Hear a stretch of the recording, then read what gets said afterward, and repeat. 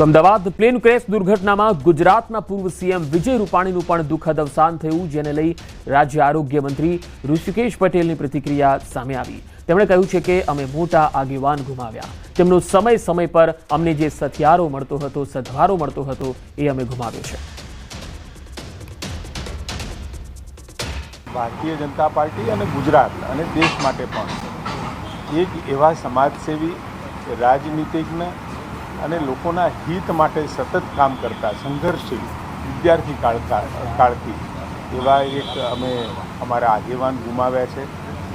એમની સલાહ સૂચન એ કાયમ અમને મળતા રહ્યા છે, એમનો સધિયારો પણ મળતો રહ્યો છે।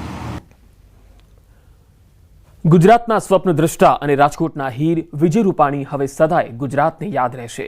વિજય રૂપાણીની અંતિમ વિધિ રાજકોટમાં થશે। विजय कुमार रमणीकलाल रूपाणी ईश्वरना नामे सोगंद लઉં છું કે હું કાયદાથી સ્થાપિત ભારતના સંવિધાન પ્રત્યે હું સાચી શ્રદ્ધા અને નિષ્ઠા ધરાવીશ। હવે આ અવાજ ક્યારેય સાંભળવા નહીં મળે, આ ચહેરો ક્યારેય જોવા નહીં મળે। આ નિખાલસતા, આ હાસ્ય સદાય માટે અમર બની ગયું, કેમ કે ગુજરાતના પનોતા પુત્ર, પૂર્વ મુખ્યમંત્રી, રાજકોટના હીરો વિજય રૂપાણી હવે આપણી વચ્ચે નથી રહ્યા। હવે તે માત્ર યાદોમાં જ છે। વિમાન ક્રેશની ઘટનામાં વિજય રૂપાણીની જિંદગી પણ ક્રેશ થઈ ગઈ। રાજકોટ અને ગુજરાતના લોકપ્રિય નેતા વિજય રૂપાણી હસતા હસતા બધાને છોડીને અંતિમ રાહ પર અમદાવાદ પ્લેન દુર્ઘટનામાં હવે તપાસનો ધમધમાટ તેજ થયો છે। પ્લેનનો કાટમાળ ખસેડવાની કામગીરી હજુ પણ ચાલી રહી છે, તો બીજી તરફ એજન્સીઓ દ્વારા તપાસ કરવામાં આવી રહી છે। એનડીઆરએફની ટીમ ઘટના સ્થળે પહોંચેલી છે અને હાલ તપાસ ચાલી રહી છે। તો એનડીઆરએફની ટીમ જે ઘટના સ્થળ પર છે, હાલ તસવીરોમાં તમે જોઈ શકો છો, પ્લેનની ઘટનામાં તપાસ ચાલી રહી છે, જેમાં ફોરેન્સિક એક્સપર્ટની ટીમ પણ અહીંયા છે, જે લગાતાર 2 દિવસથી અલગ અલગ દિશામાં તપાસ કરી રહી છે। તો એનડીઆરએફની ટીમ પણ ઘટના સ્થળે છે અને ત્યાં લગાતાર કાટમાળ હટાવવાની જે કામગીરી છે એ પણ છેલ્લા 2 દિવસથી ચાલી રહી છે, આજે પણ ચાલી રહી છે।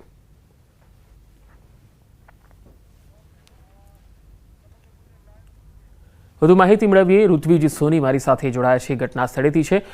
ઋત્વિજ, આજની જે કાર્યવાહીની જો આપણે વાત કરીએ તો ઘટના સ્થળે આજે કયા પ્રકારની તપાસ થઈ રહી છે? શું હજુ પણ કાટમાળ છે એ હટાવવાની કામગીરી ચાલી રહી છે?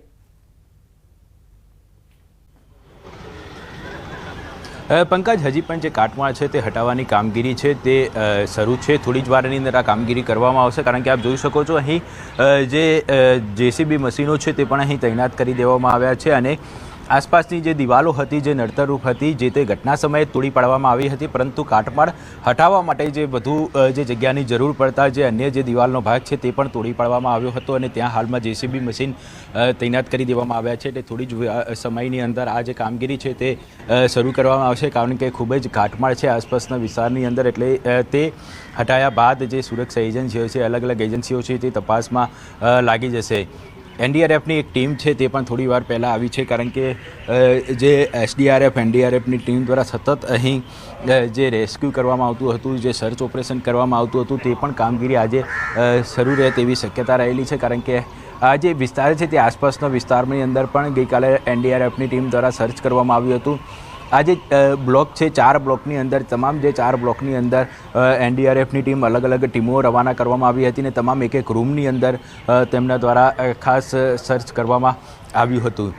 આજની વાત કરીએ તો આજે પણ અલગ અલગ એજન્સીઓ છે તે તપાસ અર્થે અહીં પહોંચે તેવી શક્યતા રહેલી છે અને અલગ અલગ મુદ્દાઓને લઈને તપાસ કરવામાં આવશે। સાથે સાથે અહીં જે આખો વિસ્તાર છે તે વિસ્તાર કોર્ડન કરી દેવામાં આવ્યો છે, જેથી કરીને કોઈપણ પ્રકારના પુરાવાનો નાશ ન થાય અને જે તપાસ કરતા એજન્સીઓ છે તેઓને કોઈ પણ પ્રકારની તકલીફ ન પડે તેની તકેદારીના ભાગરૂપે આખો જે વિસ્તાર છે તે કોર્ડન કરી દેવામાં આવ્યો છે।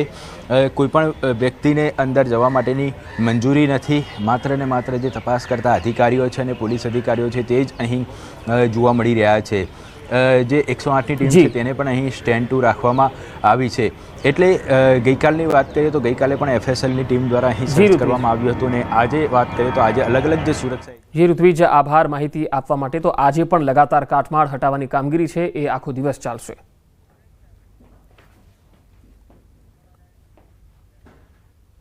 રાજ્યના વધુ સમાચારો પર નજર કરીશું, હાલ રોકાઈશું એક વિરામ માટે।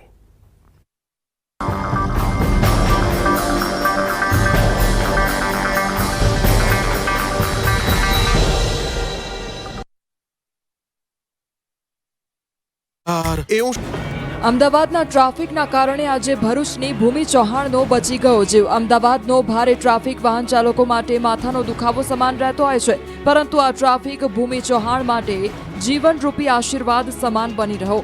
થયું એવું કે ભરૂચની ભૂમિ ચૌહાણ ભારતમાં વેકેશન બનાવ્યા બાદ લંડન જવા નીકળી હતી, પરંતુ ટ્રાફિકને કારણે તે 10 મિનિટ મોડી એરપોર્ટ પર પહોંચી હતી, જેથી એરપોર્ટ ઓથોરિટીએ અંદર જવા ન દીધી અને પહેલા તો નિરાશ થઈને પાછી ઘરે પરત ફરવા નીકળી. ત્યાં જ તે જે પ્લેનમાં જવાની હતી તે જ પ્લેન ક્રેશ થતા ભૂમિનો બચાવ થયો, જેથી ભૂમિ અને પરિવારે ભગવાનનો આભાર માન્યો અને પોતાનો જીવ બચવાથી રાહત અનુભવી. થયું એવું કે અમે 12-10 જેવું એ લોકોએ ચેકિંગ બંધ કરી દીધું અને મને પહોંચતા 12-20 જેવું થઈ ગયું. તો મેં એ લોકોને રિક્વેસ્ટ કરી 10 મિનિટ, મેં કીધું હજુ 10 જ મિનિટ થયા છે તો મને જતી રહેવા દો, પણ સમહાઉ એ લોકોએ મને ના જવા દીધી અને મારે પાછું ફરવું પડ્યું. ગુજરાતના ખેડૂતો માટે આનંદના સમાચાર આવ્યા છે. જે વરસાદની આતુરતાપૂર્વક રાહ જોવાઈ રહી હતી તે ચોમાસું હવે ગુજરાતના બારણે ટકોરા મારી રહ્યું છે. માત્ર 72 કલાક એટલે કે 3 દિવસમાં ગુજરાતમાં રૂમઝૂમ કરતું ચોમાસું જોવા મળશે. હવામાન વિભાગની આગાહી મુજબ 3 દિવસમાં ગુજરાતમાં બેસી શકે છે ચોમાસું. 19 દિવસ બાદ ચોમાસાને લઈને શુભ સંકેત આવ્યા છે. ગુજરાતમાં ચોમાસું બેસવા માટે અનુકૂળ સ્થિતિ છે. હાલ 7 દિવસ રાજ્યમાં વરસાદી વાતાવરણની સંભાવના છે. હળવાથી લઈ અતિભારે વરસાદ પડી શકે. આવતીકાલે અમરેલી, ભાવનગરમાં ભારે વરસાદ પડી શકે. નર્મદા, તાપી, નવસારીમાં કાલે ભારે વરસાદનું એલર્ટ આપ્યું છે, તો ડાંગ, વલસાડમાં પણ કાલે ભારે વરસાદની આગાહી છે. ગ્રામ પંચાયતની ચૂંટણીના મતદાનને હવે ગણતરીના દિવસો બાકી છે, ત્યારે વડોદરા જિલ્લાની ગ્રામ પંચાયતોની ચૂંટણીનું ચિત્ર સ્પષ્ટ થયું છે. વડોદરા જિલ્લાની 246 ગ્રામ પંચાયતના ચૂંટણી યોજાવાની છે. 246 પૈકી 34 ગ્રામ પંચાયત સમરસ થઈ ગઈ છે. બાકીની પંચાયતોમાં ચૂંટણી થશે. ડભોઈની રસુલપુરા પંચાયતમાં સરપંચની બેઠકમાં કોઈ જ ફોર્મ ન ભરાયું. 8 વોર્ડના સભ્યોમાં માત્ર 1 ફોર્મ ભરાયું છે, જે બિનહરીફ જાહેર થયું છે. બીજી તરફ કરજણ તાલુકામાં 15 પંચાયતોમાં ચૂંટણી નહીં યોજાય. ડેસર તાલુકામાં માત્ર 1 પંચાયત બિનહરીફ જાહેર થઈ. પાદરામાં 3, ડભોઈમાં 3, વાઘોડિયામાં 2, શિનોરમાં 4, સાવલીમાં 3 પંચાયતો બિનહરીફ જાહેર થઈ. ગામ સમરસ થયા પછી કંઈક આ રીતે સરપંચ અને તેમની આખી ટીમનું ગ્રામજનોએ સ્વાગત કર્યું. ફુલહાર અને ઢોલ નગારા, શરણાઈ સાથે ગામમાં સરઘસ કાઢી ઉજવણી કરવામાં આવી. સંપ ત્યાં જંપના આ દ્રશ્યો નસવાડી તાલુકાના કાળીડોળી ગામના છે. અહીં ગ્રામ પંચાયતની ચૂંટણી હતી, પરંતુ લોકો ઇલેક્શનમાં નથી માનતા, સિલેક્શનમાં માને છે.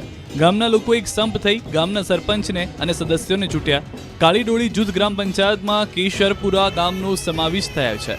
1800ની વસ્તી ધરાવતા ગામોમાં વર્ષો પહેલા જ્યારે ચૂંટણી થતી ત્યારે 2 ગામના લોકો પોતાના ગામનો સરપંચ બને તે માટે આમને સામને આવી જતા. આ સમસ્યાનો અંત લાવવા માટે બંને ગામના લોકો ભેગા થયા અને નક્કી કરવામાં આવ્યું કે એક ટર્મમાં એક ગામનો સરપંચ, એક ગામના તમામ સદસ્યો અને બીજી ટર્મમાં બીજા ગામના લોકોનો વારો આવે. આજે 6 ટર્મથી ફરી આ વખતની ચૂંટણી સમરસ થઈ છે, જેને લઈને તમામ લોકોમાં અનેરી ખુશી જોવા મળી. ગ્રામ પંચાયત સમરસ થતા ગામના વિકાસના કામોને વેગ તો મળે જ છે, સાથે સાથે ગામ એક સંપ બની રહે છે. અમદાવાદમાં સર્જાયેલી કાળમુખી ઘટનાનું નિરીક્ષણ કરવા માટે પ્રધાનમંત્રી નરેન્દ્ર મોદી અમદાવાદ આવી પહોંચ્યા. પીએમ સવારના 8:30 વાગે અમદાવાદ એરપોર્ટ પર આવી પહોંચ્યા. અહીંથી પ્રધાનમંત્રી નરેન્દ્ર મોદી સીધા જ જ્યાં પ્લેન ક્રેશ થયું ત્યાં પહોંચી ગયા. અહીં સમગ્ર ઘટનાનું નિરીક્ષણ કર્યું. પીએમ મોદીની સાથે મુખ્યમંત્રી ભૂપેન્દ્ર પટેલ, રાજ્ય ગૃહમંત્રી હર્ષ સંઘવી પણ સાથે હતા. તમામ માહિતી આપી. જે બાદ પીએમ મોદી સિવિલ હોસ્પિટલમાં દુર્ઘટનાના પીડિતોના પરિવારજનોને મળ્યા. આ પહેલા વડાપ્રધાન મોદી સિવિલમાં ઇજાગ્રસ્ત મેડિકલ સ્ટુડન્ટને મળ્યા હતા. જે વોર્ડમાં હોસ્ટેલના ડોક્ટર અને નર્સ હાજર હતા તેમને મળીને તેમના ખબર અંતર પૂછ્યા, તેમજ પ્લેન ક્રેશમાં બચી જનાર એકમાત્ર મુસાફર એવા વિશ્વાસના પણ ખબર અંતર પૂછ્યા હતા. તેઓ 15 મિનિટ સુધી રોકાયા હતા અને 3જા માળ પર 10 મિનિટ સુધી ઇજાગ્રસ્તોના ખબર અંતર પૂછ્યા. એરપોર્ટ ખાતે આ મુદ્દે બેઠક પણ કરી.